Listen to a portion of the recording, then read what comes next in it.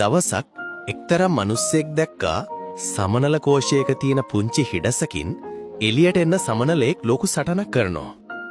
පැය ගණනක් බලන් හිටියත් සමනලයාට එළියට එන්න බැරි වුණා.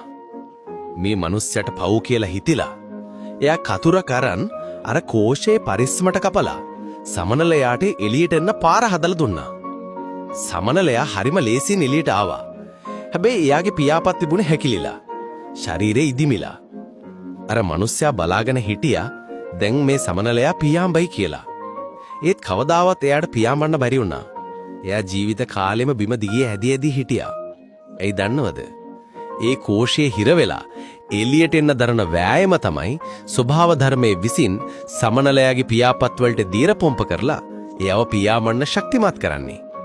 මේ මිනිස්සයා උදව් කරන්න ගිහින් නැති කලේ සමනලයාගේ ශක්තියයි. අපේ ජීවිතෙත් එහෙමයි. අද ඔයා විඳින දුක, ඔයා දරන වෑයම තමයි හෙට දවසට ඔයාව ශක්තිමත් කරන්නේ. බාධක නැති ජීවිතයක් කියන්නේ පියාඹන්න බැරි සමනලයෙක් වගේ.